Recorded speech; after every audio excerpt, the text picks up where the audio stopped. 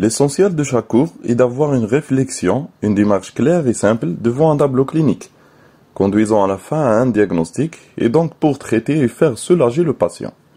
Et sur nos vidéos, on concentre que le tableau soit le premier à connaître et savoir ces éléments, afin de faciliter une pensée vers le diagnostic de la maladie traitée dans la vidéo, et n'est pas de mettre toute une longue physiopathologie de la maladie, une histoire épidémiologique et détails excessifs de traitement. On ne dit pas ça pour dire qu'ils n'ont pas d'intérêt, mais devant les deux questions, le diagnostic ou les détails, bien sûr on va choisir le diagnostic, parce que c'est l'étape essentielle par laquelle on peut traiter et soulager le patient. Donc notre consultation doit conduire au moins à un trajet vers le diagnostic correct de la pathologie.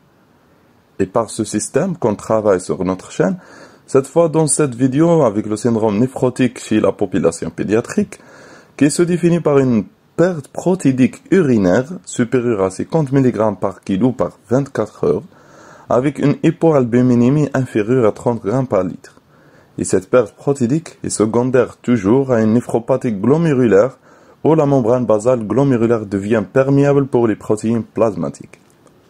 Par déduction, cette perte des protéines dans les urines aboutit à une hypoalbuminémie, donc diminution de la pression oncotique, mais aussi un mécanisme rétentionnel sodé, alors logiquement que le tableau clinique va être un tableau des œdèmes, qui sont blancs, mous et indolores, gardant le godet.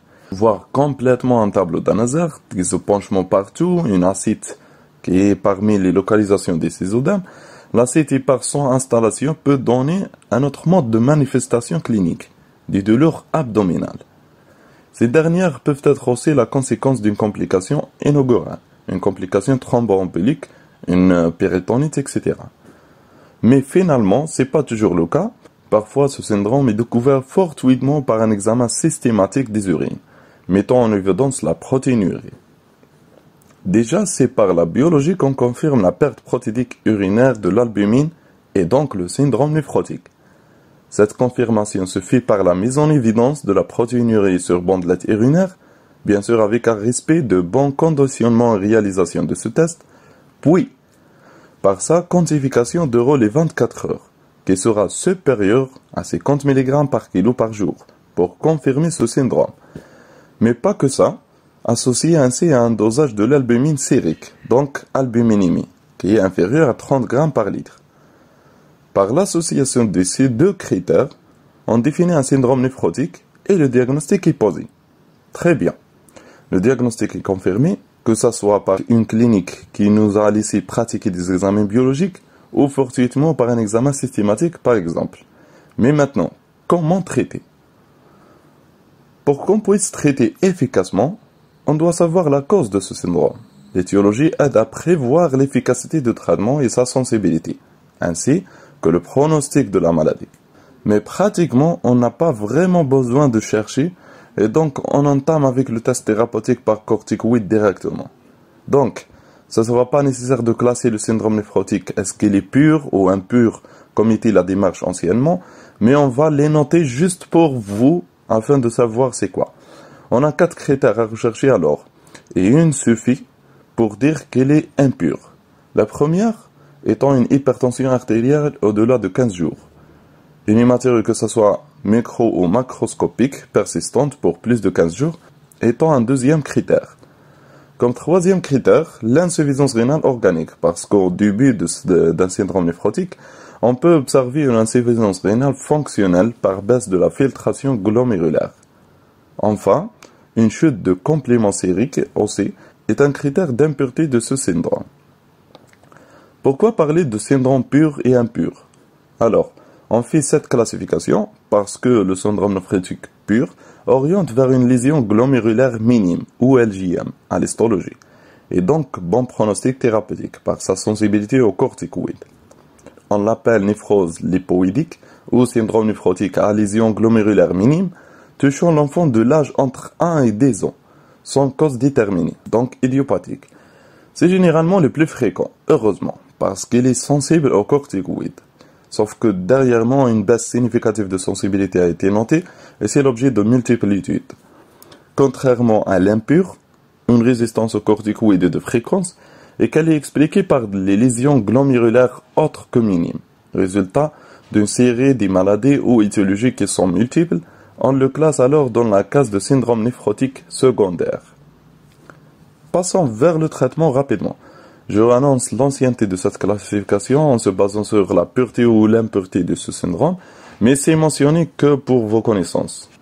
Le traitement comportant le volet symptomatique et le traitement de fond. Le volet symptomatique s'intéresse à prévenir ou à traiter les complications, que ce soit d'ordre infectieuse ou d'ordre thromboembolique fréquemment, la thrombose de la veine rénale suspectée devant une hématurie macroscopique brusque, et l'embolie pulmonaire traduite cliniquement par des signes respiratoires, mais sans attendre ces tableaux graves, l'anticoagulation préventive par héparine est admise dès le diagnostic et surtout quand le risque est patent comme la situation d'une hypoalbuminémie inférieure à 20 grammes par litre, des dimères très élevés ou un syndrome néphrotique sévère. Pour le traitement de fond, la corticothérapie est le traitement majeur des néphroses, en suivant un schéma de début composé de 2 phases. La première phase de 4 semaines de traitement par corticoïdes, 60 mg par mètre carré par jour, en 2 prises, puis dégression progressive. Ensuite, une deuxième phase d'évaluation pour voir la réponse de traitement et sa sensibilité. S'il était sensible aux corticoïdes, on continue avec une thérapie alternée de 4 mois.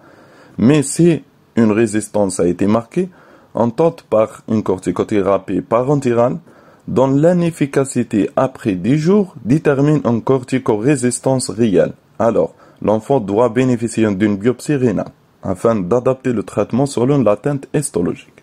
Donc, finir de dire, si le diagnostic est le plus souvent facile, sa prise en charge reste très lourde et parfois difficile à entreprendre. Le diagnostic est biologique, une protéinurie avec une hypoalbuminémie, plus l'hyperlipidémie est associée au tableau biologique. Une fois le diagnostic est posé, le test thérapeutique par corticoïdes est entamé, en surveillant son efficacité et par la suite l'adaptation de traitement si nécessaire. Donc de cette histoire du syndrome néphrotique, on garde que le diagnostic est facile et le traitement commence par corticoïdes.